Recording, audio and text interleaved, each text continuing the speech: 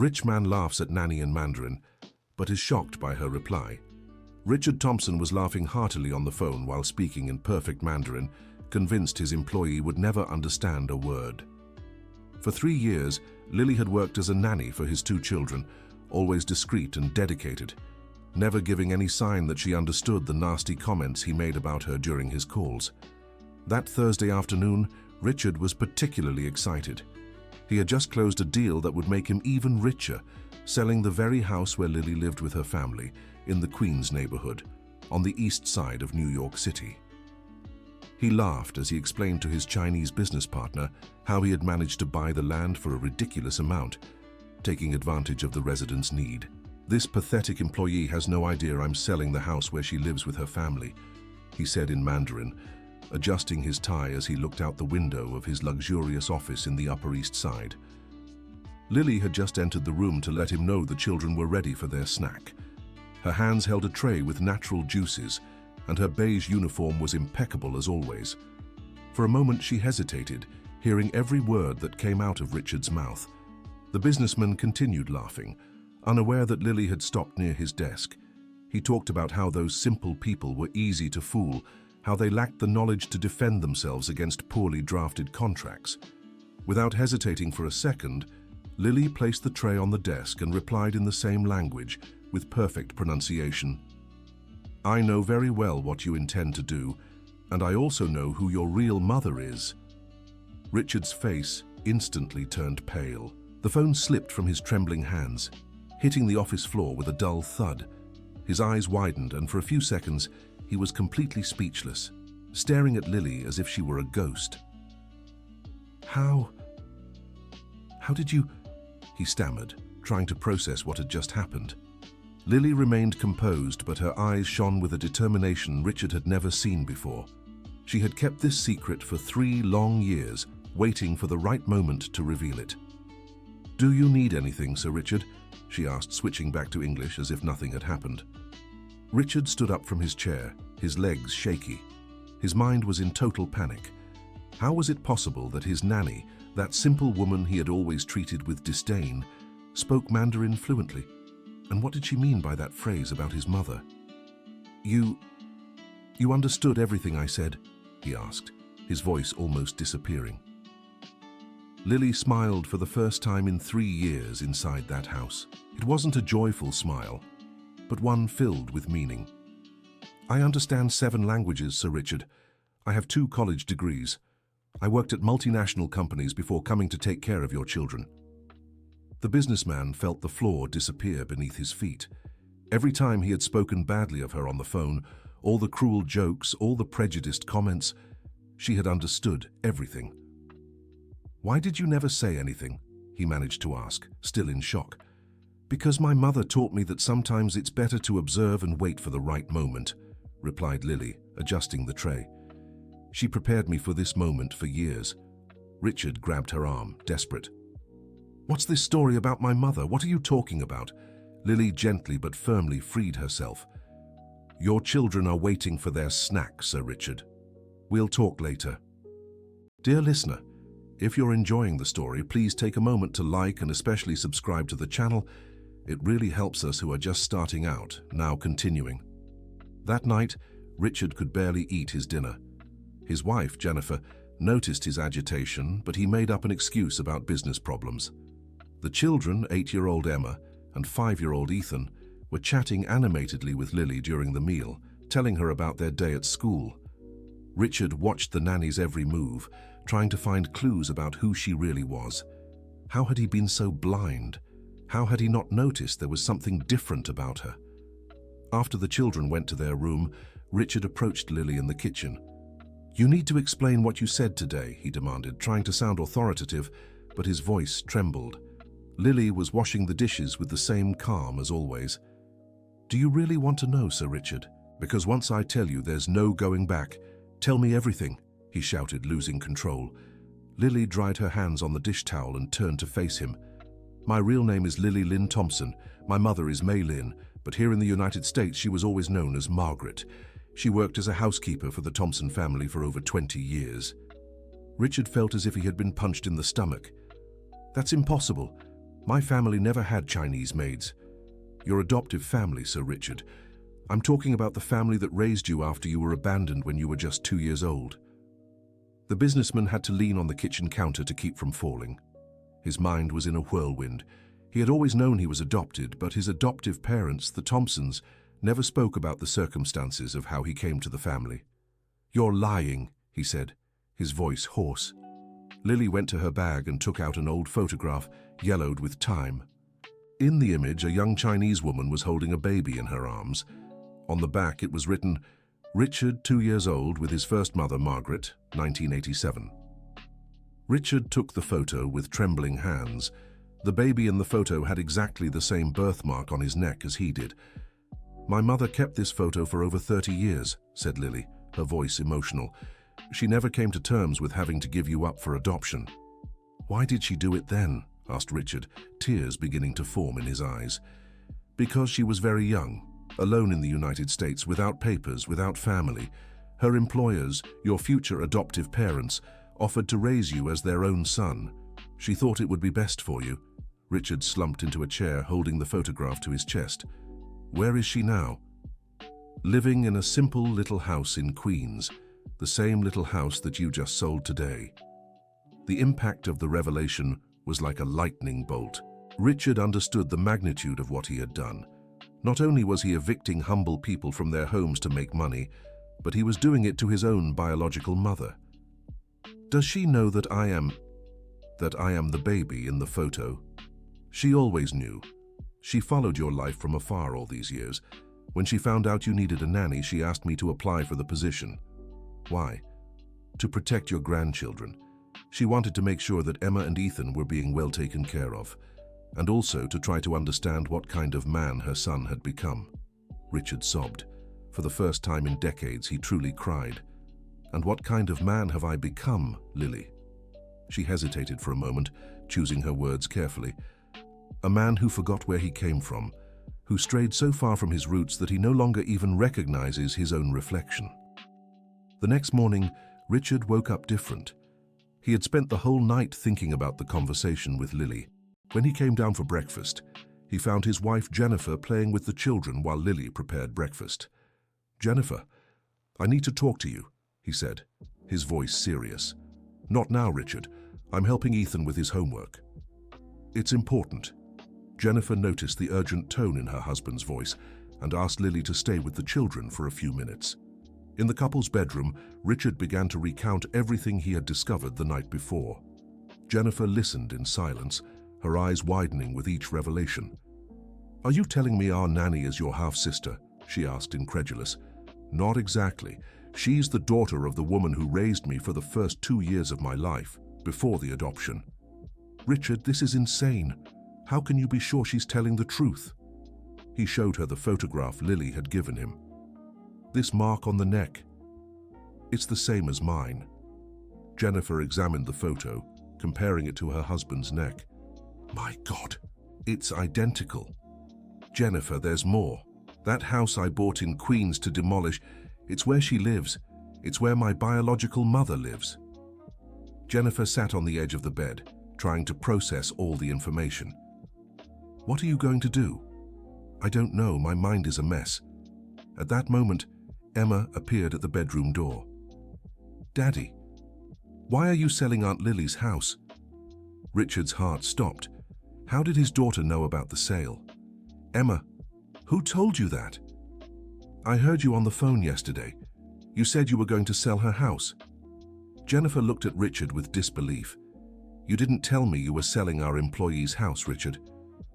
I didn't know it was her house when I bought the property." "Liar," shouted Emma, surprising both adults. "You did know. I heard you laughing and saying she was pathetic." Richard turned pale. His 8-year-old daughter had witnessed his conversation in Mandarin, and even without understanding the language, had caught the cruel tone of his words. "Emma, Daddy didn't mean that." "Yes, you did." The girl was crying now. "Aunt Lily is the nicest person in the world. She takes care of us, plays with us, teaches us cool things, and you're being mean to her." Jennifer stood up furious. Richard Thompson, you are going to explain to me exactly what is going on here, and you are going to explain right now. Ethan also appeared at the door, drawn by the shouting.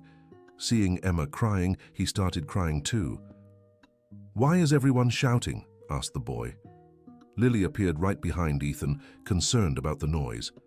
"Is everything all right here?" "No!" shouted Emma, running into Lily's arms. "Daddy is being mean to you." Richard looked at the scene, his daughter in the nanny's arms, his son confused and crying, his wife furious, and Lily. Lily looked at him with an expression that mixed disappointment and pity. "Jennifer, Lily, let's all sit down and talk like adults," said Richard, trying to regain control of the situation. "I don't want the children to be part of this conversation," said Jennifer firmly. Lily crouched down to Emma and Ethan's level. "How about you two go play in your room? In a little while I'll make those cookies you like." "You're not leaving, are you, Aunt Lily?" asked Ethan, his little eyes red. Lily looked at Richard before answering. "I'm not, sweetheart. I won't abandon you." When the children left, the three adults sat in the living room. Richard took a deep breath and began to tell the whole story from the beginning.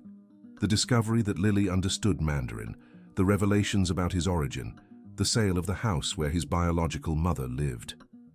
Jennifer listened in silence, sometimes shaking her head in disbelief. When Richard finished, she turned to Lily. "Is all this true?" "Yes, Mrs. Jennifer." "Why did you never tell me who you really were?"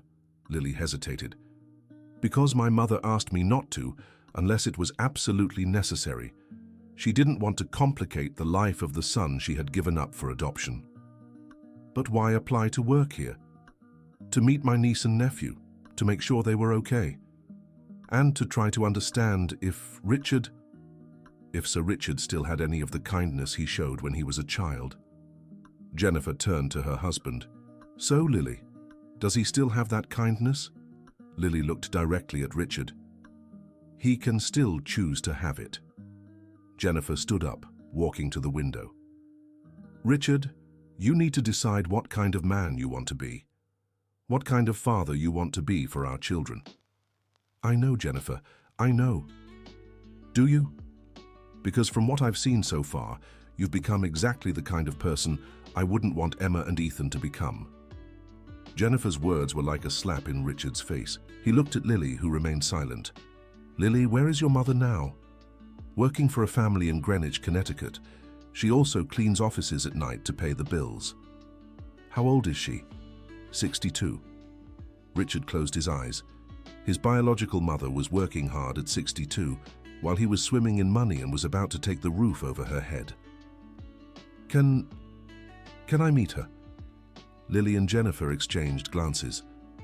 "I don't know if she'll want to, Sir Richard. She's very afraid that you might be ashamed of her." "Ashamed? Why?" "Because she's a poor immigrant with no formal education who works as a housekeeper. She knows you've become an important man, and she's afraid she won't measure up." Richard felt his chest tighten. His own mother was afraid he would reject her because of her social status. "Jennifer, you need to cancel the sale of that house." "You'll lose a lot of money," she said. "I don't care." Lily looked at him in surprise. "Really? Lily, son, I want to meet my mother. I want to apologize for everything I've done. I want to try to be the son she deserves." At that moment, Emma came running into the room. "Daddy! Daddy!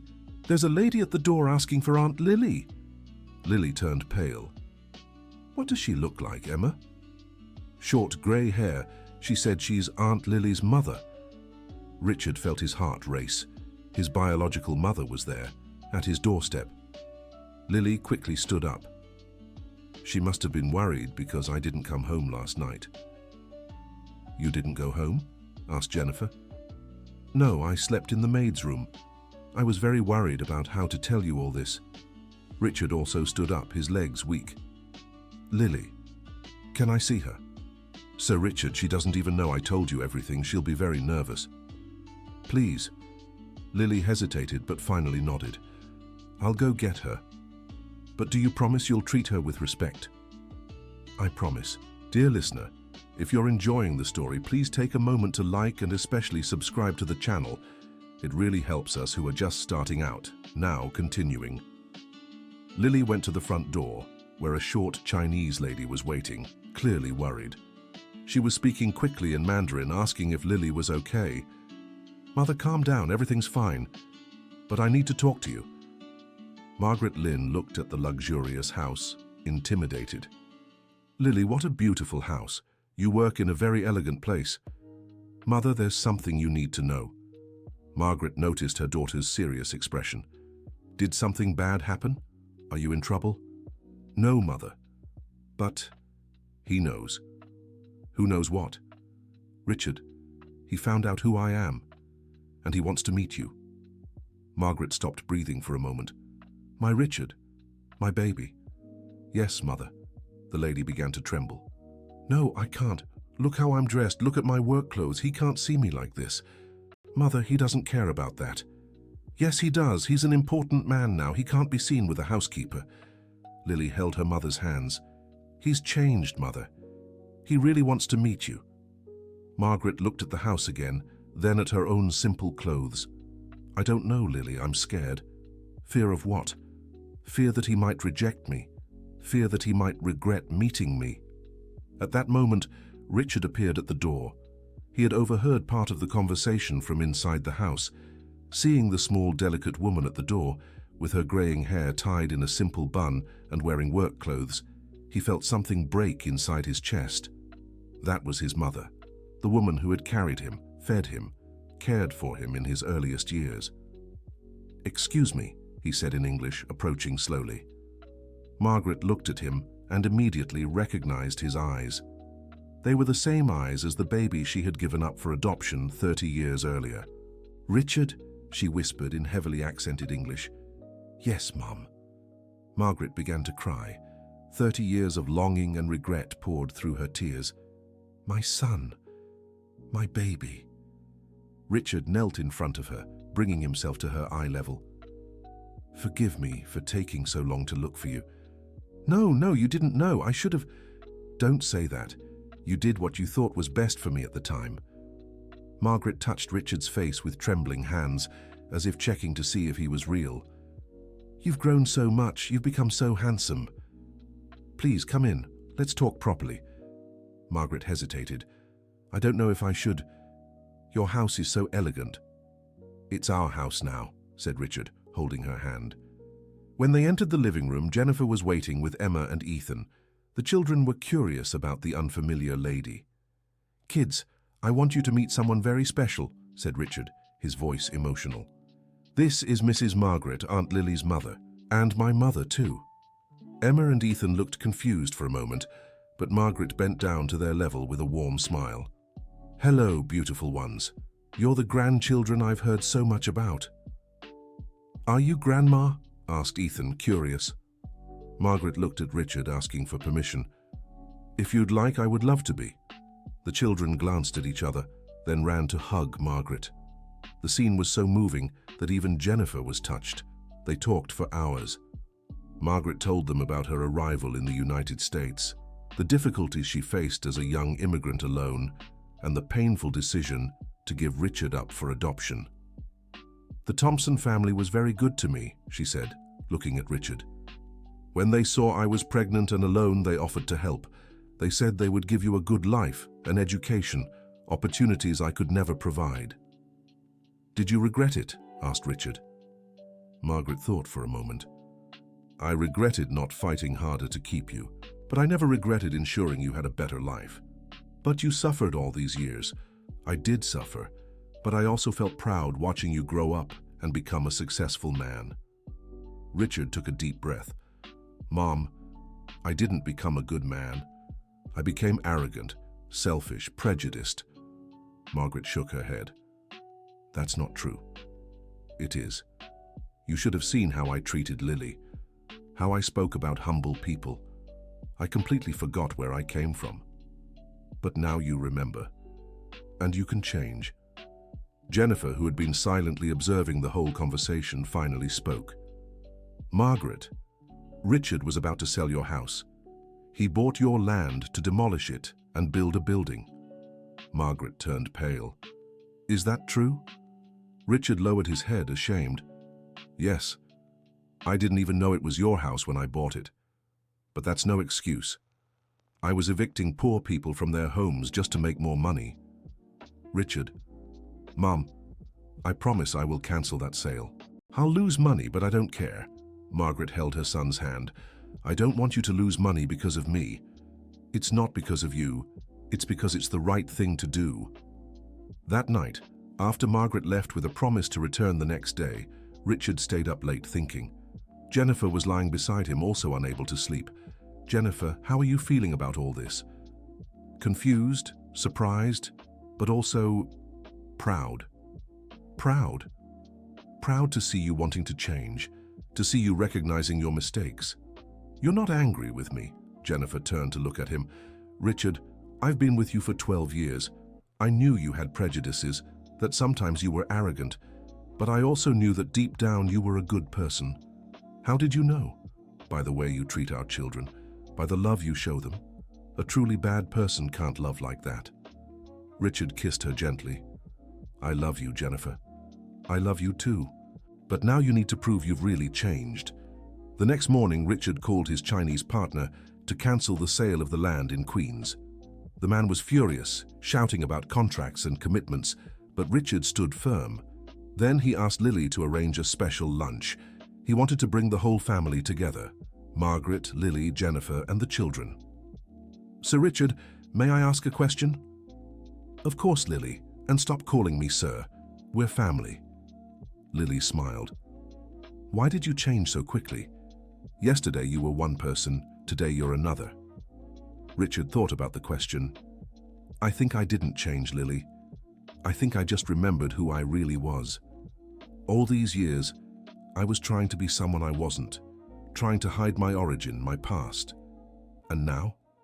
Now I want to learn to be myself again. The lunch was one of the most special meals of Richard's life. Seeing his daughters chatting animatedly with Margaret, seeing Lily relaxed and smiling without having to hide who she was, seeing Jennifer happy, all of this made him realize what really mattered in life. Margaret, I'd like to make a proposal, said Richard at the end of the meal. What kind of proposal? I want you to come live here with us. Margaret almost choked on her juice. Here, in this house? Yes. You're my mother. You're my daughter's grandmother. Your place is here, with the family. Richard, I can't accept this. Why not? Because it's too much. Because you have your life, your family. Jennifer intervened. Margaret, you wouldn't be a bother. You'd be a blessing. The children would love having Grandma living with them. Emma and Ethan started jumping for joy at the idea. Please, Grandma Margaret, please, the children shouted. Margaret looked around the table, seeing all the hopeful faces looking at her. But I wouldn't know how to behave in such an elegant house. This isn't an elegant house, said Richard. It's our home, and you can behave exactly as you wish. Lily held her mother's hand. Mom, accept it. You deserve to be happy. Margaret began to cry again. All right, I accept. Margaret's move to the Thompson house was a milestone in Richard's transformation. He began to see the world through the eyes of someone who had struggled, worked hard, and faced prejudice for decades. Margaret told stories of her youth in China, of her arrival in the United States, of the difficulties she faced learning English, of the hard jobs she had to take to survive. Each story was a lesson in humility for Richard. Son, do you want to know why I gave you up for adoption? Asked Margaret one evening as they walked through the garden of the house. I do. Because I was very afraid. Afraid I couldn't give you food, education, opportunities. The Thompson family had money, had status. I thought it would be better for you. Do you regret it? Margaret stopped walking. Richard, can I be honest? Of course. For a long time I regretted it. I suffered a lot. I cried a lot. But now, seeing the kind of man you're capable of being, seeing your beautiful daughters, seeing that you want to change for the better, now I know I made the right decision, even though I became arrogant and prejudiced. You weren't born this way. You learned to be this way because you were trying to protect yourself, trying to prove you deserved to be where you were, but now you don't need to prove anything anymore. These conversations with Margaret made Richard Thompson reflect deeply on his attitudes and behaviors. He began to question other business decisions he had made, other people he might have hurt in his pursuit of success. 1 week after Margaret's move, Richard had a serious conversation with Lily. "Lily, I want to make you an offer." "What kind of offer?" "I want to help you get back to your field of study. I know you have a degree in business administration and international relations." Lily was surprised. "But I like taking care of the children." "And they adore you. But you have potential for so much more. I can help you get a position at a good company with a salary that matches your qualifications." "And the children?" "The children will always need an Aunt Lily, but not as a nanny, as family." Lily was moved. "You would do that for me?" "Lily, you've taken care of my daughters for 3 years. You protected them, educated them, loved them. It's the least I can do." Jennifer, who was following the conversation, smiled. "Richard, I have a better idea." "What?" "Why don't you offer Lily a partnership in your company? With her education and language skills, she'd be perfect for the international division." Richard slapped his forehead. "Of course. Why didn't I think of that before?" Lily was speechless. "Are you serious?" "Completely," said Richard. "Lily, do you want to be my partner?" From that moment on, the life of the whole family changed. Lily became responsible for the international expansion of Richard's company. Her linguistic and cultural skills were key to securing new contracts. Margaret adapted wonderfully to life in the Thompson home.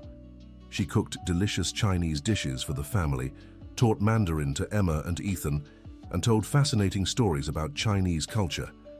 Richard completely changed his way of doing business.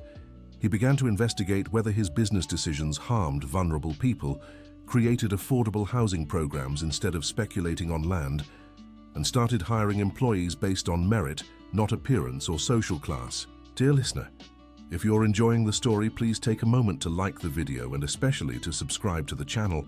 It really helps us who are just starting out. Now continuing. 6 months after the big revelation, the Thompson family was gathered in the living room celebrating Margaret's birthday. The house was full of laughter, conversations in English and Mandarin mixing together, and the aroma of Chinese food coming from the kitchen. "Grandma, tell that story about when you arrived in the United States," asked Emma. "Again? You've heard this story 1,000 times," laughed Margaret. "But we love it," said Ethan. Margaret began to tell, as she always did, about her ship voyage from China to the United States, about how frightening it was to be alone in a strange country, not speaking the language. Richard heard the story for the 100th time, but it still moved him. Now he understood the courage his mother had had, the strength she had shown her entire life. "Mom, can I ask a question?" said Richard. "Of course, son. Are you in contact with your family in China?" Margaret was silent for a moment. "I have an older sister. I haven't spoken to her in almost 20 years. "Why?" "Because she was very angry when I decided to come to the United States. She said I was abandoning the family, the tradition." Lily, who was serving the cake, stopped to listen. "Mom, you never told me that." "I don't like to talk about old sorrows." Richard looked at Lily, then at Jennifer. They all thought the same thing. "Margaret, would you like to try to contact your sister?" asked Jennifer. "I don't know if she'll want to talk to me after all this time." "There's only one way to find out," said Lily. Richard stood up. "I'll hire a private investigator to find her." "Richard, you don't need to spend money on this." "Mom, I want to do this. I want to help you reunite with your family, just like you helped me reunite with mine." 2 weeks later, Richard had all the information about Jinhua, Margaret's sister. She still lived in the same town where they were born, in Fujian province, was a widow, and had 3 grown children.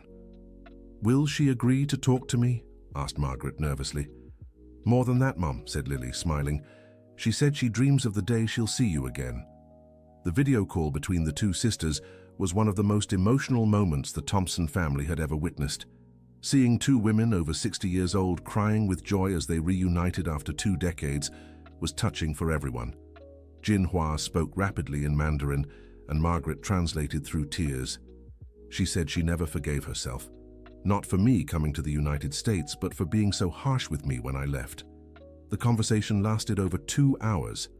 Jinhua talked about her life, her children, showed old family photos. Margaret showed her new American family, introduced Richard, Lily, Jennifer, and the children. "Richard," said Margaret after the call ended. "I want to ask you something." "Anything, Mom. I want to visit my sister in China. I don't know when I'll have another opportunity." Richard smiled. "How about if the whole family goes together?" "Richard, a trip like that must cost a fortune." "Mom, money comes and goes. Family we can't lose again." The trip to China was scheduled for 2 months later. It would be the first time Richard visited his mother's country of origin, the first time Emma and Ethan would experience their Chinese cultural heritage. During the trip preparations, Richard and Lily worked together organizing the company's business. Their partnership had proven extremely successful. Lily brought a multicultural perspective that opened doors to new markets, while Richard learned to negotiate with more empathy and respect for cultural differences. "Richard, can I ask you a personal question?" said Lily one day while they reviewed contracts. "Of course. Are you truly happy now? Because sometimes I wonder if you don't miss the life you had before, simpler without so many family complications." Richard stopped writing and looked at her. "Lily, do you know what my biggest fear was before discovering this whole story?" "What?" "It was the fear of not being enough, fear that people would discover I didn't deserve what I had, that I was just an orphan who got lucky.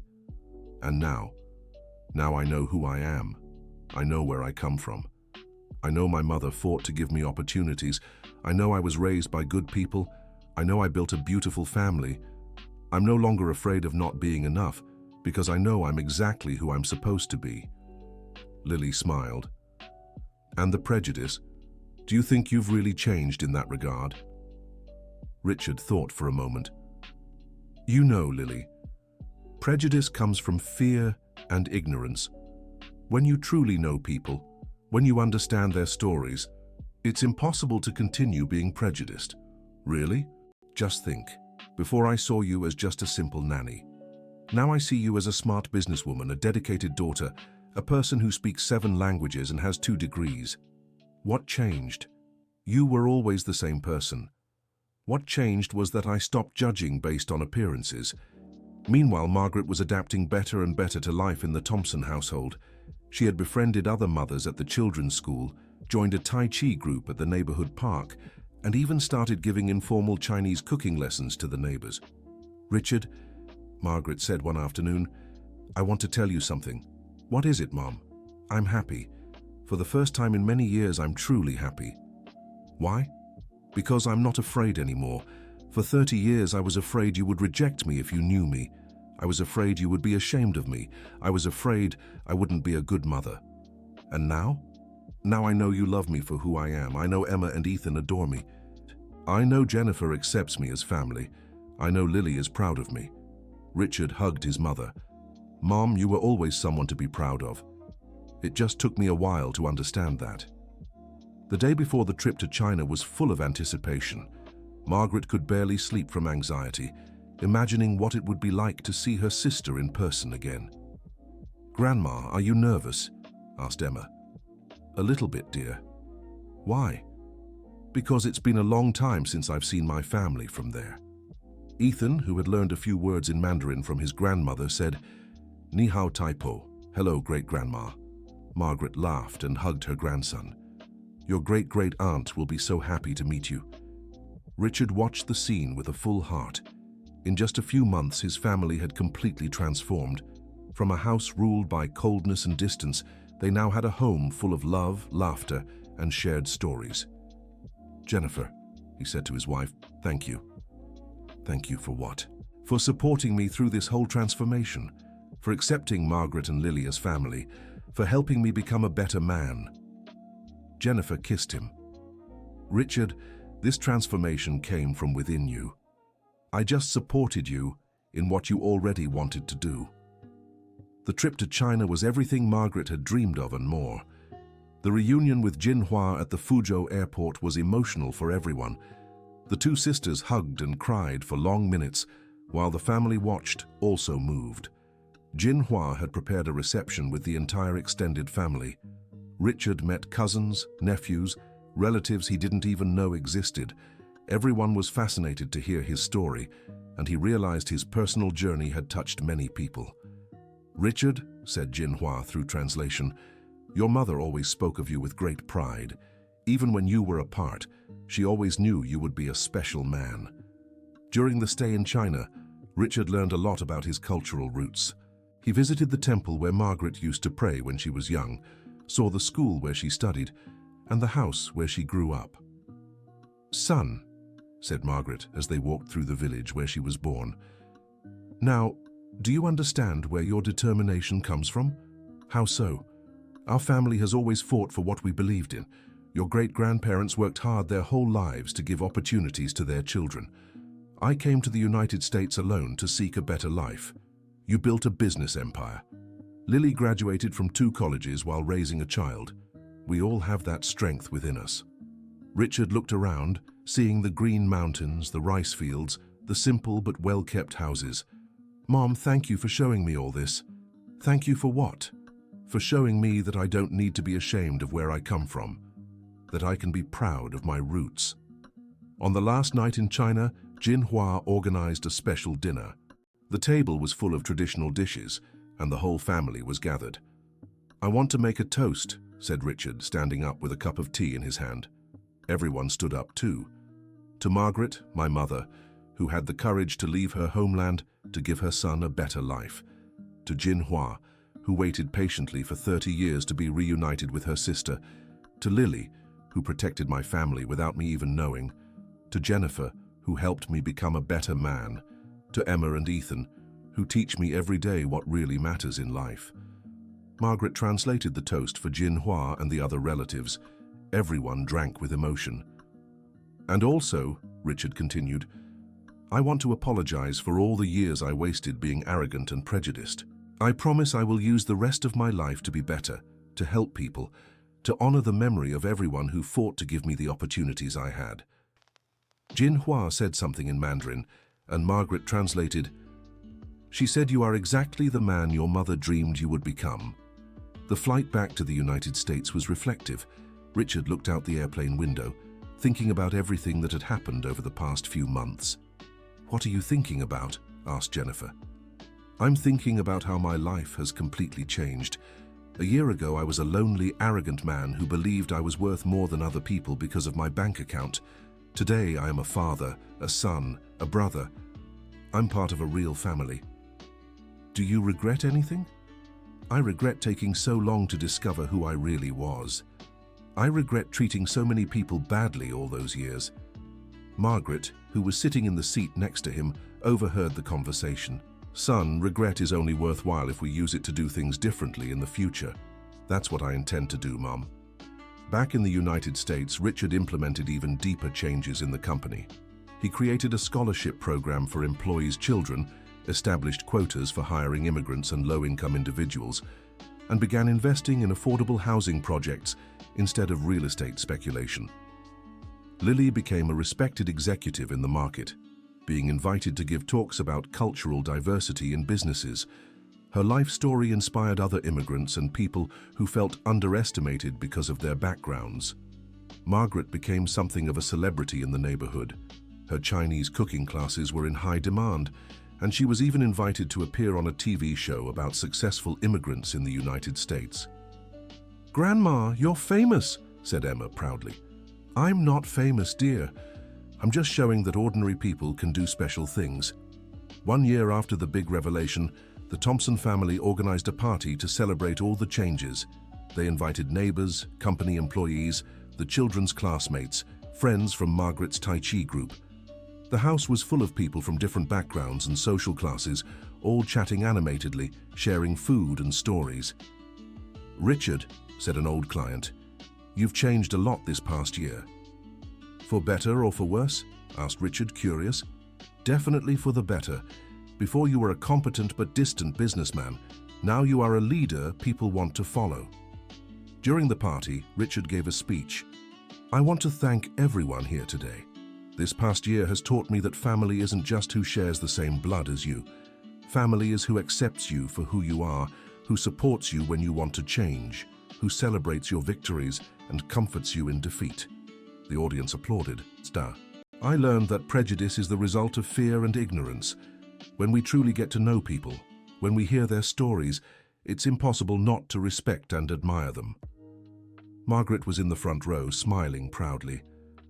I learned that success isn't measured by the size of your bank account, but by the amount of love we are able to give and receive. I learned that origin doesn't define character, but that character defines destiny. Jennifer held the hands of Emma and Ethan, all of them emotional. And most importantly, I learned that it's never too late to change, to grow, to become a better person. Thank you to everyone who has been part of this journey with me. After the speech, Lily approached Richard. You know what amazes me most about this whole story? What? It's that you really, truly changed.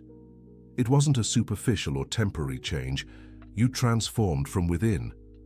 How can you be sure?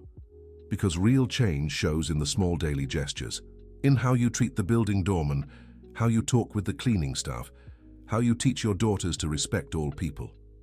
Richard smiled. Lily, can I tell you a secret? Of course. I'm happier now than I was before. Even though I lost money cancelling those questionable deals, even having to admit I was wrong about many things. Why? Because now I sleep in peace.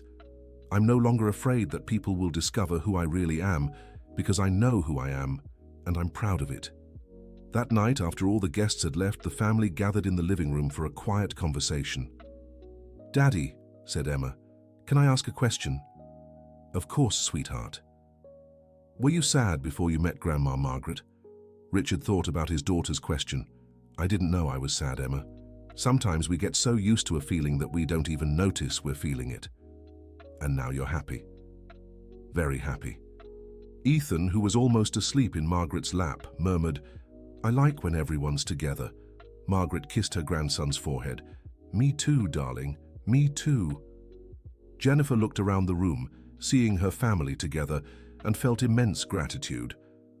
Richard, you know what I was thinking? What?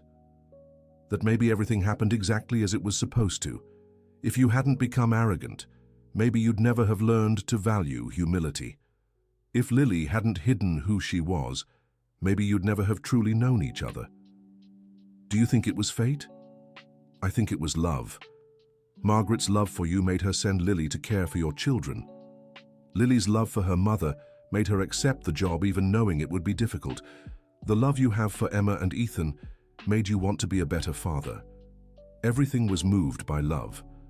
Margaret, who was listening to the conversation in silence, said, In China, we have a saying, the tree that wants to grow tall needs deep roots. Richard, now you know your roots. You can grow as much as you want. 2 years after that transformative day, Richard was in his office when he received a call that would change his perspective on life again. Mr. Richard, said a woman's voice on the phone. My name is Dr. Sarah Johnson. I'm the director of an orphanage here in New York City.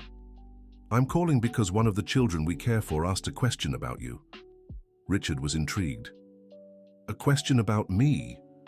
What kind of question?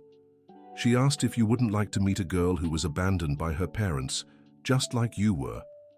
Richard felt his heart accelerate. How did she know about my story? Your story was published in a magazine a few months ago, remember? That piece about businessmen who changed their lives? Richard remembered. He had given an interview sharing his personal transformation, hoping to inspire others. How old is this girl? 8 years old. Her name is Sophie. She's very smart, but she's having trouble being adopted because she's already 8. Most families prefer babies.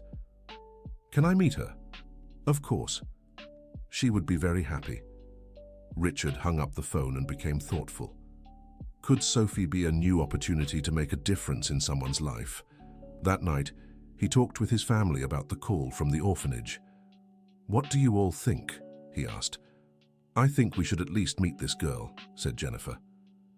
Emma and Ethan were excited about the possibility of having an older sister. Margaret smiled.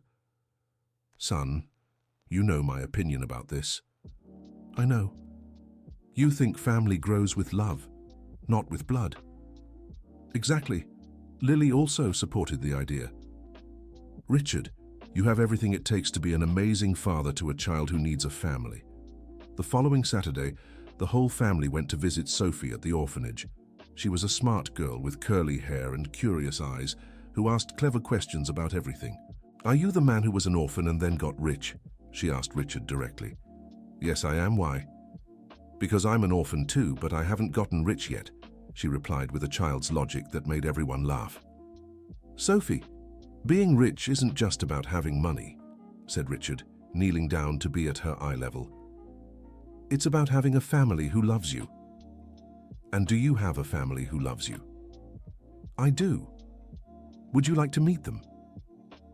Richard introduced each member of the family to Sophie. She was especially interested in Margaret. "Are you really Chinese?" Sophie asked Margaret. "Yes, I am, dear." "Can you teach me to speak Chinese?" "Of course I can." The connection between Sophie and the family was immediate.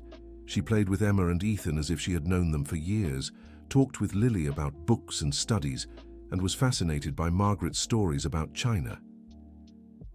"Can I ask a question, Uncle Richard?" said Sophie at the end of the visit. "Of course. If I were your daughter, would you be embarrassed of me if I weren't smart like you?" Richard felt his heart tighten. That question revealed so much about the fears and insecurities of an abandoned child. "Sophie, if you were my daughter, I would be proud of you no matter what happened. Because a father's love doesn't depend on intelligence or success. It depends only on love. Even if I got bad grades in school? Even then. Even if I made a mess at home? Even then. Even if I got sick? Especially if you got sick, because that's when we would need to take care of you the most." Sophie was silent for a moment, processing the answers. "Uncle Richard, would you like to be my father?" Sophie's simple and direct question moved the whole family. Richard looked at Jennifer, who nodded with tears in her eyes. "Sophie, I would be honored to be your father." Sophie's adoption process took a few months, but during that entire period she spent weekends with the Thompson family. Margaret taught her Mandarin. Lily helped her with homework. Emma and Ethan included her in all their games. Jennifer, who had always wanted more children but couldn't have them, fell in love with Sophie immediately. "Richard, she's perfect," said Jennifer one evening. "All children are perfect in their parents' eyes," replied Richard. "No, she's truly special. See how she takes care of the younger ones. How respectful she is with Margaret.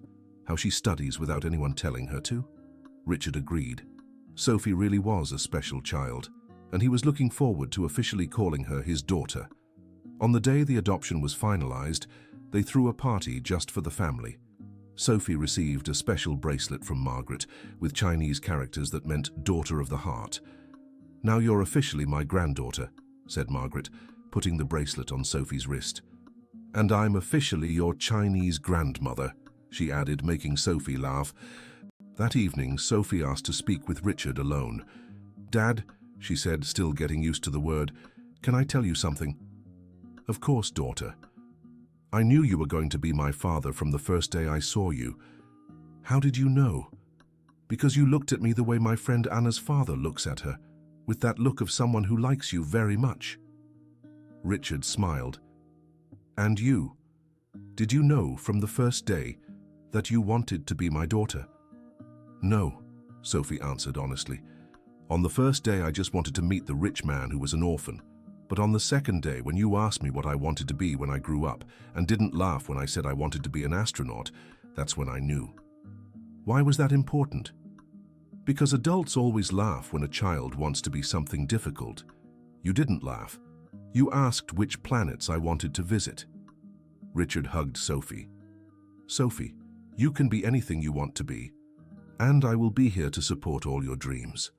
3 years after Sophie joined the Thompson family, Richard received an invitation to give a speech at a conference on corporate social responsibility. The theme was, "How Personal Transformations Can Change the World." "Are you going to accept?" asked Lily, who was now a full partner in the company and responsible for all international operations. "I think so. Perhaps our story can inspire other people." The speech was a success. Richard told his journey from the arrogant businessman to the family man who found himself. He spoke about Margaret, about Lily, about the importance of knowing our roots, about how prejudice is born from fear and ignorance. "What has changed the most in your life?" someone from the audience asked. "My definition of success," Richard replied. "Before, success was having more money than others. Today, success is sleeping in peace, knowing that my actions haven't harmed anyone. It's seeing my children growing up with solid values. It's knowing that my mother is proud of me. It's working with people I respect and who respect me back." Do you have any advice for other business people? Get to know your teams for real. Don't judge people by their appearance or background. And most importantly, remember that behind every employee there is a story, a family, dreams and difficulties. When we treat people with dignity, they give us the best they have. After the speech, an elderly lady approached Richard. "My name is Susan Miller. I'm the mother of one of your employees, Amanda, from accounting." Richard remembered Amanda, a competent young woman he had recently hired. "Of course, Mrs. Susan, how can I help you?" "I want to thank you for what you did for my daughter." "I didn't do anything special. Amanda is very competent." "You don't understand. Amanda is the first person in our family to have a job at a big company. She studied at night for years, working during the day to support herself. When you hired her and said she had potential to grow in the company, it was the first time in her life that someone truly believed in her." Richard was moved. "Mrs. Susan, Amanda deserves every opportunity. She is dedicated, smart and honest." "I know, but not everyone can see that in a poor girl from the outskirts. You saw it, and that changed her life, and ours too." This conversation made Richard reflect on how many Amandas there were in the world, how many talented people were ignored simply because of their background or appearance. That night, he talked with the family about the speech and about the meeting with Mrs. Susan. "Dad," said Sophie, who was now 11 years old, "do you think I can help other children from the orphanage like you helped me?" "How do you mean, sweetie?" "Can I visit there from time to time? Talk to the children, show them that being adopted can work out?" Richard looked at Jennifer, who smiled proudly. "I think it's a wonderful idea, Sophie." Margaret, who was knitting in a corner of the room, looked up. "You know what this means, Richard?" "What, Mom?" "It means the circle is closing. You were helped when you were a child. Now you're helping Sophie, and Sophie wants to help other children. That's how the world changes, one person at a time." Emma, who was now 11 years old, said, "Dad, when I grow up, I want to have a company like yours." "Why?" "So I can hire people that no one else wants to hire like you do." Ethan, 8 years old, added, "And I want to learn fluent Chinese with Grandma Margaret so I can talk to people from China like even Lily does." Richard looked at his family and felt immense gratitude.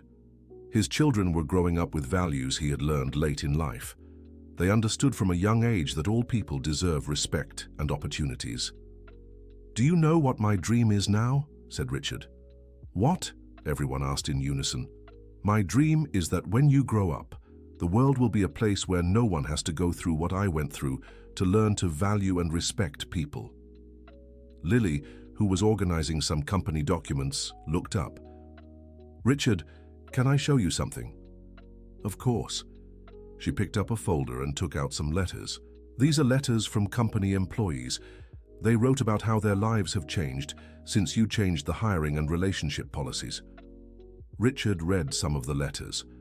One was from a 50-year-old man who had gotten his first formal job. Another from a single mother who could now support her children with dignity. Another from a young black man who felt valued for the first time in his professional life. "Lily, how many letters are there?" 43 so far." "That's 43 families whose lives have been transformed," said Jennifer. Margaret stopped knitting. "Son, do you want to know the difference between you now and you 5 years ago?" "What, Mum?" 5 years ago, you changed people's lives for the worse, taking advantage of their needs.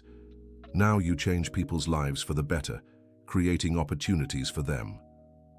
Richard carefully put the letters away. "Mum, thank you for teaching me that it's never too late to change." "I didn't teach you that, son. You learned it yourself. I just showed you who you really were inside."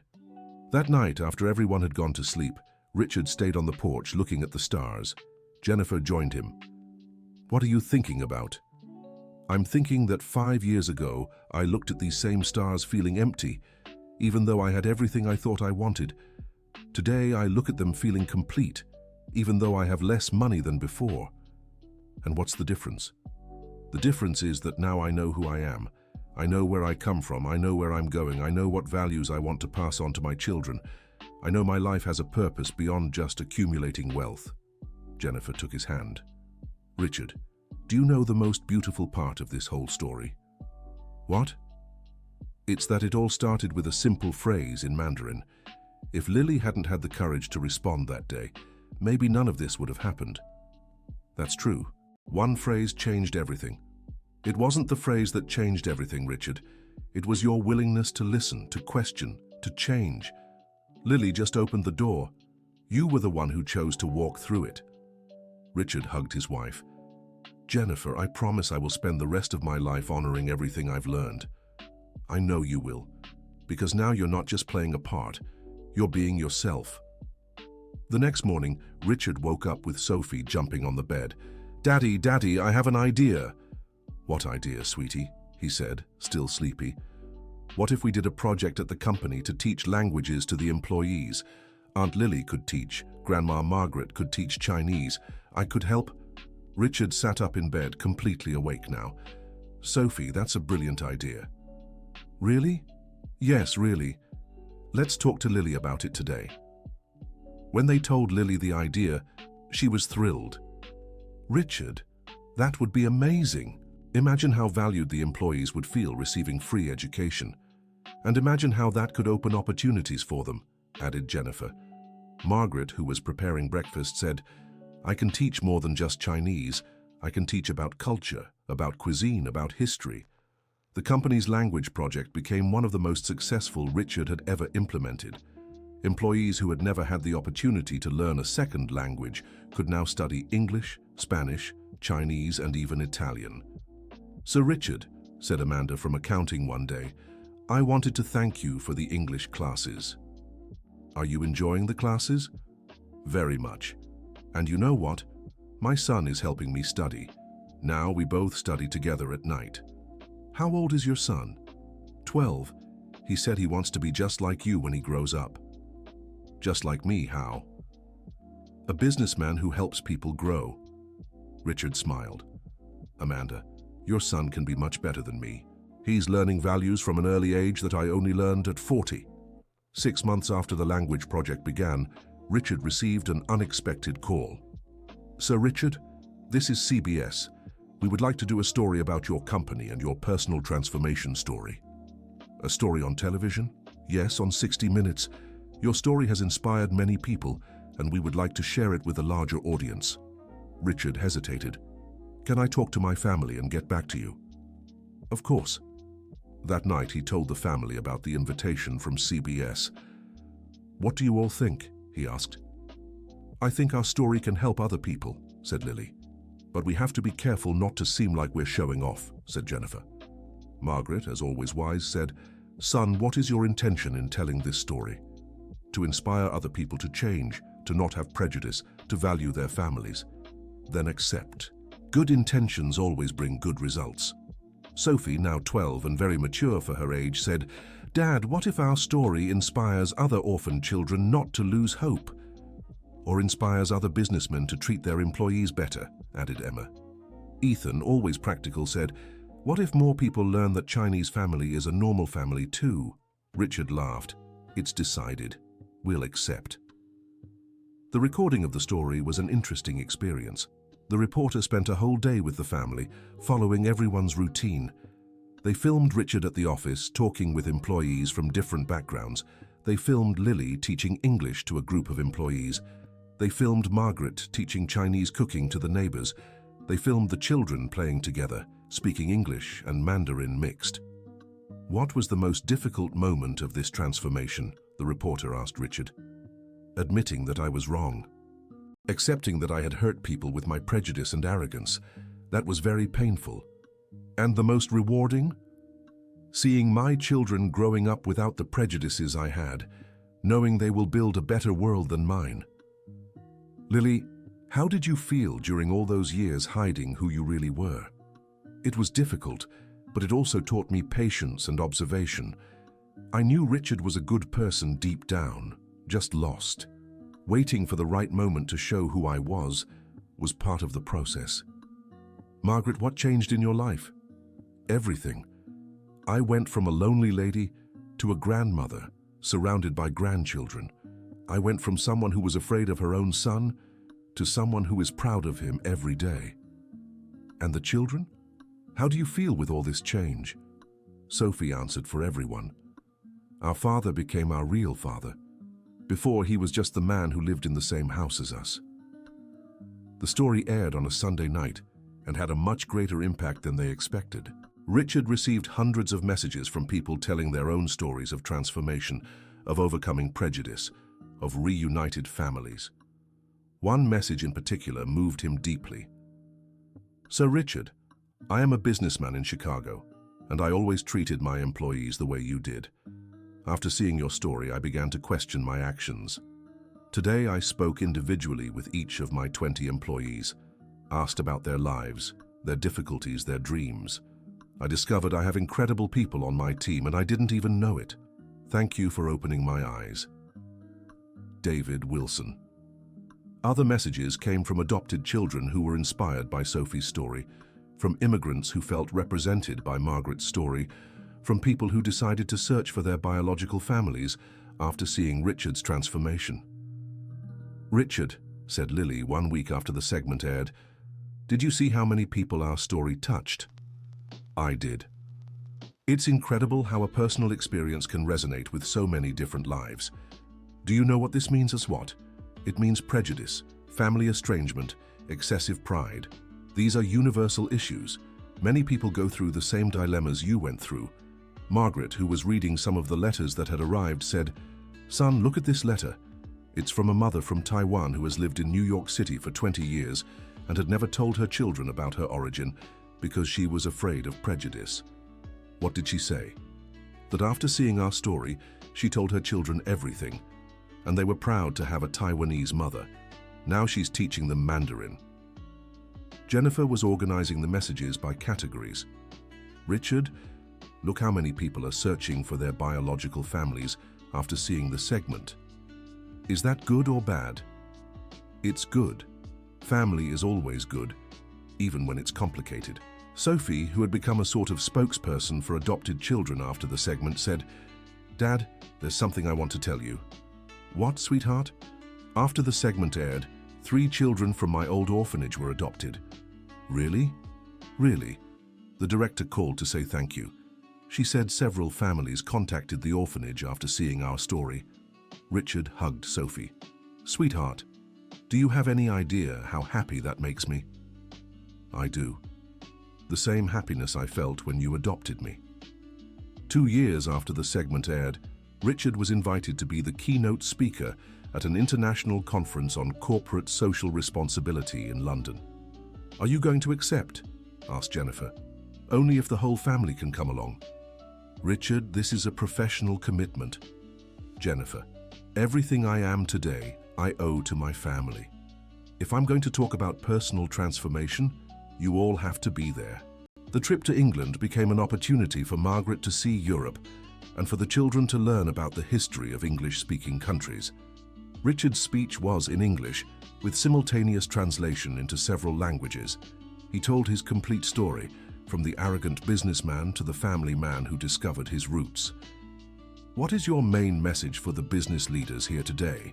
asked someone from the audience. "My message is simple. Get to know the people you work with. Don't just see them as employees, but as human beings with stories, dreams, difficulties. When we treat people with dignity and create real opportunities for them, we're not just doing charity. We're building stronger companies and a better world." An English businessman stood up. "So Richard, how do you suggest we implement these changes in already established companies?" "Start small. Talk to 1 employee a week. Ask about their family, their dreams, their difficulties. Offer growth opportunities. Create education programs. Value cultural diversity. Big changes start with small actions." An Italian businesswoman asked, And if we discover we were prejudiced in the past, how do we deal with the guilt? Richard smiled. Guilt is only useful if it motivates change. It's no use blaming yourself for the past if you don't change the present. Apologize when necessary, make amends when possible, but most importantly, change from now on. After the lecture, a woman approached Richard. My name is Shui Wang. I'm Chinese and have lived in the United Kingdom for 15 years. I wanted to thank you for your story. Why? Because my 16-year-old son was ashamed of his Chinese origins.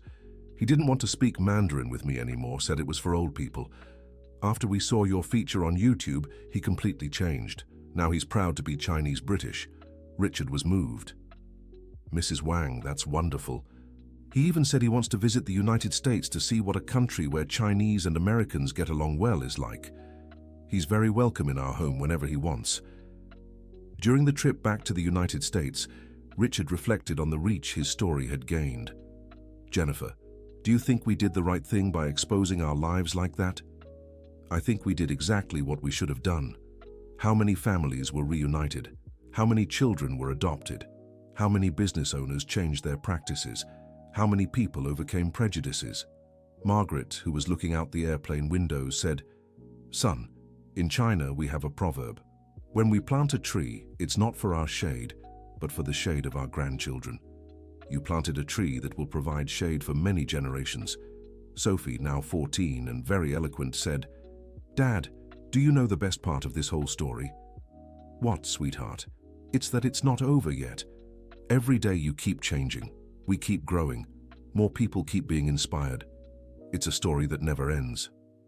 Emma, 13, added, And when I grow up, I'll tell this story to my children, so they know it's never too late to change, and that family is what matters most. Ethan, 10, said, And I'll keep speaking Chinese to honor Grandma Margaret and show that Americans can be from any background.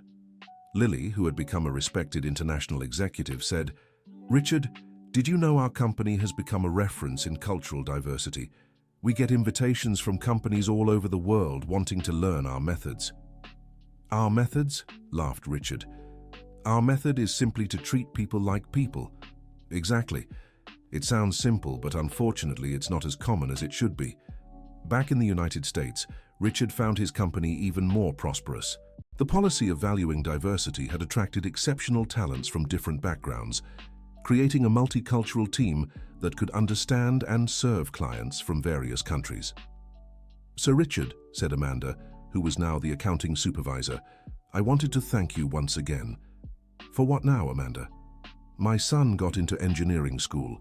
He said he wants to be like you, a business owner who helps people grow. Amanda, your son is already better than me. He's learning these values from a young age. Sir Richard, can I ask a personal question? Of course. Are you truly happy? Because sometimes I wonder if all this change wasn't too difficult. Richard stopped to think about the question. Amanda, I'll tell you something. Before I thought I was happy because I had money and success, but it was an empty, lonely happiness. Today, even though I have less money than before, I have a complete happiness. I have family, purpose, peace of mind. What's the difference? The difference is that before I was trying to be someone I wasn't. Today I'm simply myself, and I discovered that myself is much better than that character I was playing. That evening, the family gathered for dinner, as they did every night. It was a sacred ritual. Everyone would share how their day went, talk about worries and joys, and plan the future together. Dad, said Sophie, tomorrow there's a presentation at school about real-life heroes. Can I talk about you? Richard was surprised. Sophie, I'm not a hero, I'm just someone who learned to be better. Dad, you saved our family. You saved Grandma Margaret's life by rescuing her from loneliness. You saved Aunt Lily from having to pretend to be someone else. You saved Mom from being married to a man who wasn't truly himself. And you saved me from the orphanage. Margaret, moved, said, Sophie is right. Sometimes heroes are ordinary people who choose to do the right thing. But Sophie, said Richard, if you're going to talk about heroes, talk about your Grandma Margaret, who had the courage to come alone to a foreign country. Talk about Lily, who kept secrets for years to protect our family. Talk about your mother, Jennifer, who supported me throughout my transformation. Can I talk about all of you? You can, because family is about each person being a hero to the others. 10 years after that transformative afternoon when Lily replied in Mandarin, Richard was in his office looking at a family photo. In the picture were him, Jennifer, Emma, now 18, Ethan, 15, Sophie, 19, Margaret, 72, and Lily with her husband, Michael, a Brazilian engineer who had fallen madly in love with her 2 years earlier. "Richard," said Lily, entering the office, "more letters have arrived." "How many today?" 15. 3 from business owners who changed their hiring policies, 5 from families who were reunited, 4 from children who were adopted, 2 from people who overcame prejudices, and 1 very special one. "Which one?" Lily handed him a handwritten letter. "Sir Richard, my name is Zhang Wei. I'm Chinese and live in the United States. My daughter showed me your story on YouTube. I hadn't spoken to my son in 15 years because he married an American woman and I thought he was betraying our traditions. After seeing your story, I understood that family is more important than tradition. I called my son yesterday. He cried. I cried. Tomorrow I'll meet my grandchildren for the first time. Thank you for teaching me that it's never too late to fix mistakes. Zhang Wei." Richard was moved. "Lily, do you have any idea how many families our story has reunited?" "I stopped counting at 200. That's amazing." "Richard, can I ask you a question?" "Of course. Do you have any regrets? Anything you would do differently if you could go back in time?" Richard thought for a long moment. "I wish I had met Margaret earlier. I wish I had been less prejudiced toward more people throughout my life. I wish I had learned these values sooner. But don't you think maybe it happened at the right time? If you had met Margaret when you were very young, you might not have valued the discovery. If you hadn't been prejudiced, you might not know how to help others overcome prejudices. Do you think everything happened as it was supposed to happen? I think everything happened as you made it happen. Life gives opportunities, but we're the ones who choose what to do with them." That evening, during family dinner, Margaret made an announcement. "I have a surprise for you." "What surprise, Grandma?" asked the grandchildren. "Jinhua, my sister, is coming to visit us next month." Everyone was excited. Jinhua had never left China, but now at 75 years old, she decided to take her first international trip to meet her sister's American family. "How long is she staying?" asked Jennifer. 3 months. She wants to see the United States, learn English, and teach more about our Chinese culture to the children. Sophie, who was now studying international relations at Columbia University, said, "Grandma, that's perfect. I'm working on a project about cultural integration. Can I interview Great Aunt Jinhua?" "Of course, dear." Emma, who was finishing high school, said, "Grandma, can I learn to cook Chinese dishes with her? I want to surprise Michael." Michael was Emma's boyfriend, a young man of Japanese origin, whom the family had adopted as one of their own. Ethan, who dreamed of becoming an engineer like his brother-in-law Michael, said, "I want to learn Chinese calligraphy with her." Richard looked at his family and felt immense gratitude. In 10 years, from a cold and distant house, they had built a home full of love, cultural diversity, shared projects, and collective dreams. "Margaret," said Richard, "thank you for giving me the family I always wanted but didn't know I needed." "Son, you gave me the family I always dreamed of having but thought I would never get." Jennifer raised her glass of juice. "A toast to our crazy and multicultural family." "To our crazy and multicultural family," everyone repeated in chorus. End of story. So what did you think of this story of transformation and family reunion? Tell us in the comments. Do you believe people can really change like Richard changed? Have you ever experienced a similar situation in your family? Leave your honest opinion below. We love reading your comments. And don't forget to like and subscribe to the channel so you don't miss other heartwarming stories like this one.